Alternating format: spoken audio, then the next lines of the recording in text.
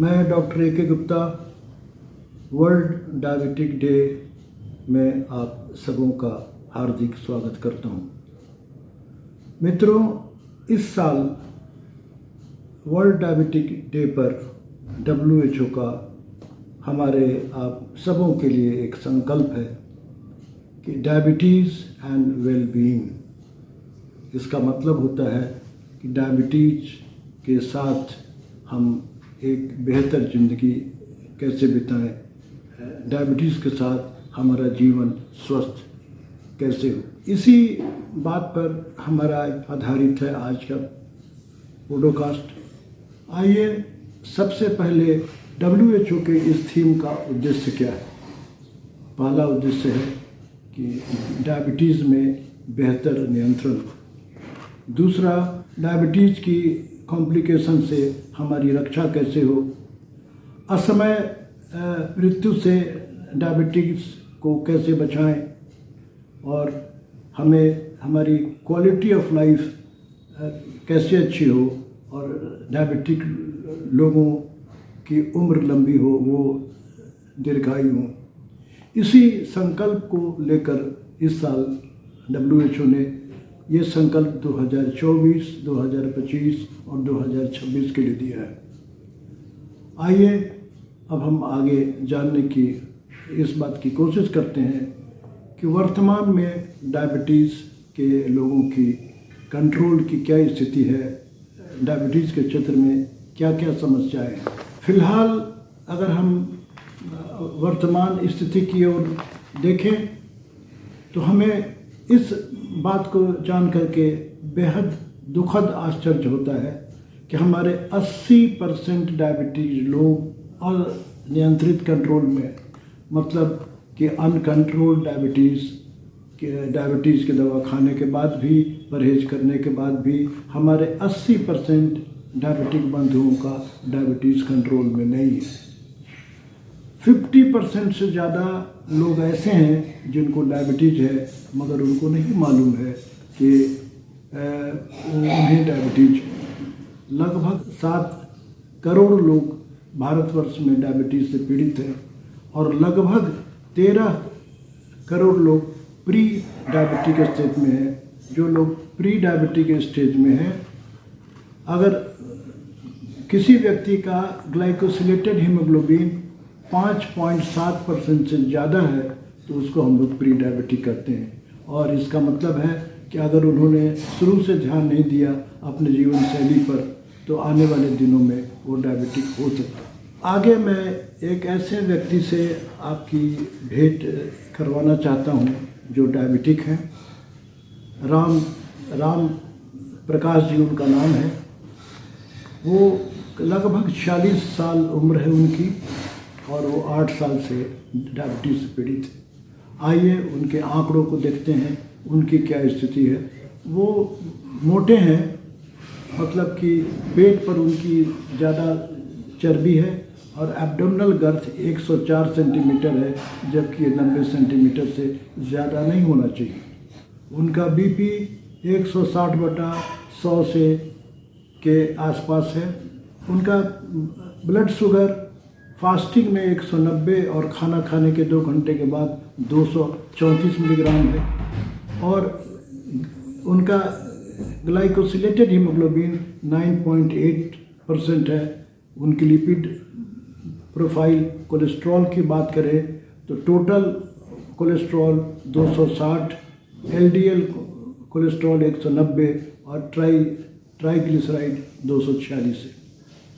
ये स्थिति सिर्फ राम प्रकाश जी की ही नहीं है, ये स्थिति हमारे 80% डायबिटीज लोगों की है।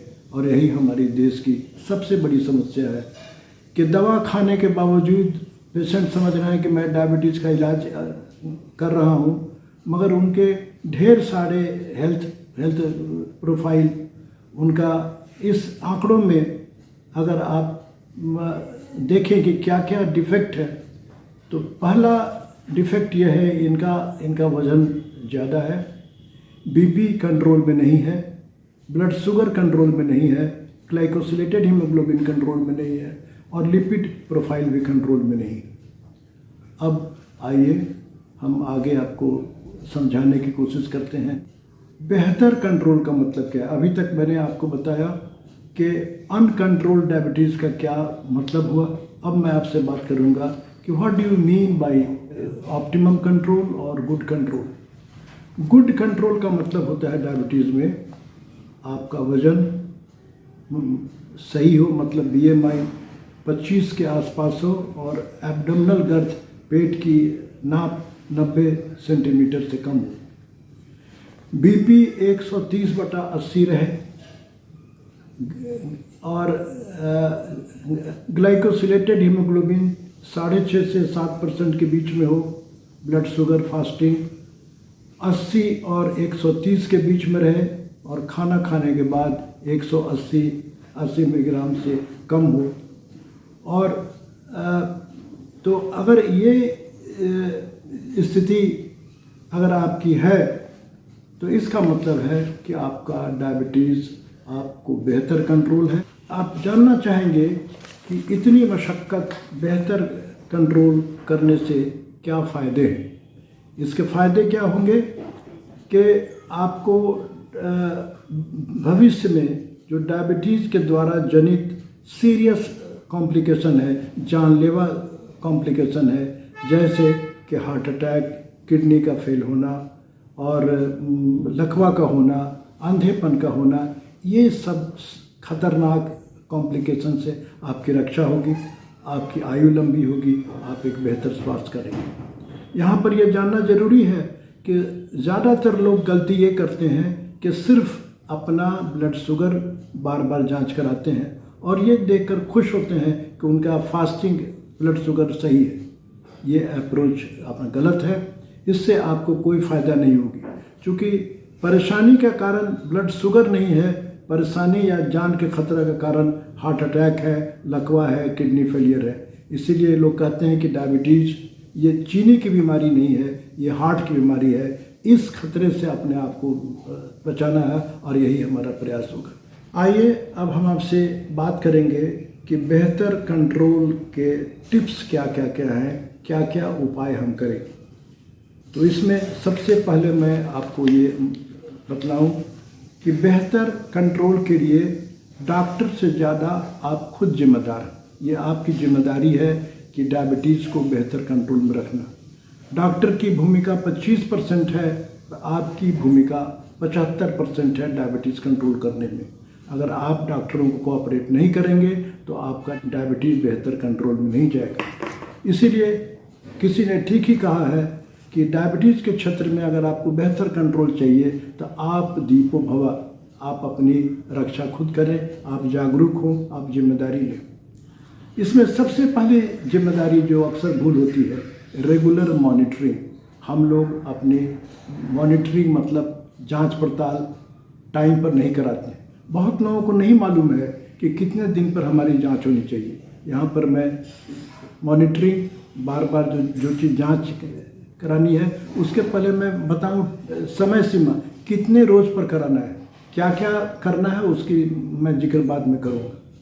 कुछ ऐसे जांच हैं जिनको रोज़ करना है, कुछ ऐसे जांच हैं जिनको सप्ताह में एक बार करना है, कुछ जांच को मंथ में एक बार करना है, कुछ जांचों को तीन माह पर करना है, कुछ जांचों को साल में करना है। अगर आप टाइप 1 डायबिटीज़ के पेशेंट हैं या इंसुलिन अगर आप लेते हैं तो आपको ब्लड शुगर रोज़ जांच होनी चाहिए। हर बार इंसुलिन लेने के पहले अगर आप कितना शुगर है आप जान ले तो आपको डोज को फिक्स करने में आसानी होगी। अगर आप टाइप 2 के पेशेंट हैं तो रोज़ जांच आप नहीं भी करें तो कम से कम सप्ताह में एक बार फास्टिंग और एक बार आफ्टर मील की जांच अवश्य करें और देखें कि फास्टिंग 80 और 130 के बीच में और आफ्टर मील 180 के नीचे हैं। इसका मतलब आपने टारगेट ब्लड शुगर का पा लिया। ब्लड शुगर जांच करने से इमीडिएट आपका लगता है पता कि आज के रोज़ की मेरी क्या स्थिति है, मगर इससे लॉन्ग टर्म आपका कैसा कंट्रोल हो नहीं पता चलता है। WHO कहती है कि लॉन्ग टर्म डायबिटीज़ का कंट्रोल होना बहुत आवश्यक है कि आपको कॉम्प्लिकेशन नहीं हो। हर 3 महीने पर ग्लाइकोसिलेटेड हीमोग्लोबिन अवश्य कराएं और देखें कि ये 7% के नीचे अगर है तो आपका ऑप्टिमम कंट्रोल है। अगर 7% से ऊपर है तो आपको ये डॉक्टर आपकी राय देंगे कि आगे कैसे कंट्रोल करें, कहाँ भूल हो रही है। उसके बाद नंबर 2 में आता है जो सबसे ज़रूरी चीज़ है कि आप अपना वज़न नियंत्रण में करें। अगर आप कुछ भी कर रहे हैं वज़न नियंत्रण में नहीं है तो आपका टोटल प्रयास बेकार जाएगा। वज़न नियंत्रण का मतलब वो BMI और एब्डोमेन के नाप करके बताएंगे। एब्डोमिनल गर्थ अगर 90 सेंटीमीटर है तो सही है, उससे ज़्यादा है तो आप मोटे हैं। BMI 25 के आसपास ठीक है। वजन नियंत्रण के बाद जो तीसरी चीज़ सबसे आवश्यक है कि ज़्यादातर लोग रेगुलर एक्सरसाइज के प्रति, योगा के प्रति उदासीन है। मैं यहाँ पर आपको बता दूं कि regular exercise yoga diabetes control का एक महत्वपूर्ण अंग है। अगर आपने एक्सरसाइज और योगा नहीं किया तो आपने अपनी रुचि नहीं ली, आपके कंट्रोल में रुचि नहीं है। रेगुलर एक्सरसाइज का मतलब कि अगर वॉक आप करते हैं तो 6000 स्टेप्स रोज़ आपको चलना है। और अगर उसके में योग भी अगर आप करते हैं, आसन प्राणायाम ध्यान, तो योगा करने से फ़ायदे होंगे कि मांसपेशियां में आपकी रिजिडिटी कम होगी, अकड़न कम होगा और आपकी जॉइंट्स फ्लेक्सिबल होंगी। इसके कारण डायबिटीज़ में होने वाले घुटनों में दर्द, कंधों में दर्द, बाहों में दर्द की बहुत कम होगी। आप अच्छा फील करेंगे। और सबसे बेहतर और सबसे बड़ा गिफ्ट योगा का कि आपका मानसिक स्वास्थ्य बहुत अच्छा रहेगा। आपको स्ट्रेस की संभावना बहुत घट जाएगी। उसके अलावा जो आपको दवा डॉक्टर देते हैं, टैबलेट या इंसुलिन, जो भी दवा वो उचित समझते लिखते हैं उसका आप समय पर खाएं। और अगर इंसुलिन आप लेते हैं तो इंसुलिन का रख रखाव ठीक से करें, उसको फ्रिज में रखें और इंसुलिन का डोज डॉक्टर द्वारा बताए गए। इंसुलिन के बारे में बता दूं कि डरने की बात नहीं है। इंसुलिन अगर आप सही ढंग से लेते हैं तो दर्द इसमें बिल्कुल नहीं होता है। मानसिक तनाव को अपने ऊपर हावी नहीं होने दें, इसके लिए मैंने बताया yoga is the best technique. योग अगर आप करेंगे आसन प्राणायाम ध्यान से, उसमें बातें सिखलाई जाएगी। आप हमेशा पॉजिटिव रहें और मानसिक तनाव को अपने ऊपर हावी नहीं करें। योग की एक टेक्निक है योग निद्रा, जो स्ट्रेस से मुकाबला करने में काफ़ी हेल्पफुल है। अगर कोई व्यक्ति को व्यसन की आदत है उससे दूर रहें। व्यसनों में सबसे खतरनाक है सिगरेट या बीड़ी का पीना।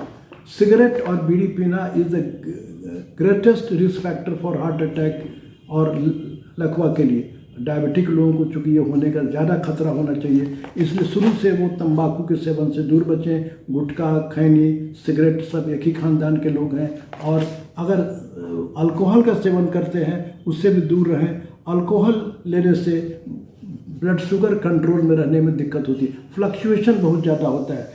सोशल मीडिया से को बहुत सीमित करें। सोशल मीडिया का ज़्यादा आप इस्तेमाल करेंगे तो आपको ज़्यादा देर तक सेडेंटरी लाइफ स्टाइल होगी। आपका टहलने का, आपका एक्सरसाइज करने का, आपका सक्रिय रहने का वक्त आपको नहीं मिलेगा। इसके अलावा जहाँ तक भोजन की बात है, भोजन आप सभी जानते हैं कि डायबिटिक डाइट क्या है। डायबिटिक डाइट में जो कार्बोहाइड्रेट रिच खाना जैसे आलू, चीनी, मिठाई, अनाज, मिठाई बिल्कुल नहीं खाएं। अनाज की मात्रा कार्बोहाइड्रेट के रूप में अपने भोजन में कम करें। डायबिटिक में देखा गया है कि प्रोटीन की मात्रा बहुत कम रहती है। प्रोटीन पर ध्यान दें कि उचित मात्रा में आपको प्रोटीन मिले, फाइबर मिले। फाइबर आपको हरी सब्जियां, सलाद, फल में मिलती है, उसका उचित सेवन करें ताकि आपको ब्लड शुगर अच्छे से कंट्रोल करें। और भोजन में सबसे महत्वपूर्ण बात है टाइम पर खाना खाएं, समय पर खाना खाएं। अक्सर मैंने देखा है कि डायबिटिक मित्र कभी नाश्ता 8 बजे किया तो 4 बजे शाम में खाएं।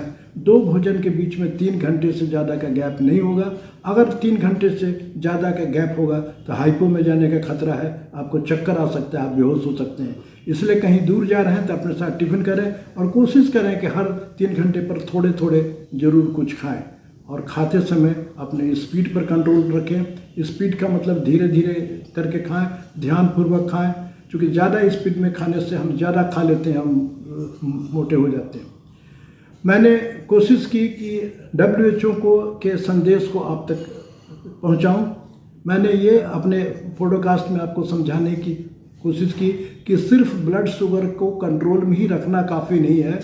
ब्लड शुगर के अलावा आपको अपना BP, आपका वजन और भोजन, एक्सरसाइज, मानसिक तनाव, हर बातों पर ध्यान देना पड़ेगा। आपके डायबिटीज़ होने का उद्देश्य सिर्फ ब्लड शुगर कंट्रोल करना नहीं है, कार्डियक रिस्क फैक्टर को भी कंट्रोल करना है। उद्देश्य है कि आपको हार्ट अटैक, लकवा वगैरह नहीं हो। अगर इस तरह से आप कंट्रोल करने की कोशिश करेंगे तो आपको एक बेहतर स्वास्थ्य मिलेगा, आपकी आयु लंबी होगी और डायबिटीज़ के रहते हुए भी आप अच्छे स्वास्थ्य का आनंद लेंगे। इन्हीं संकल्पों के साथ, WHO के उद्देश्य के साथ मैं चाहता हूं कि आप इसको अपनाएं और जीवन आपका सुखी करें। नमस्कार, थैंक यू फॉर वॉचिंग। मैं चाहूँगा कि इसको अपने डायबिटीज़ फ्रेंड को अधिक से अधिक शेयर करें, सब्सक्राइब करें। थैंक यू, नमस्कार।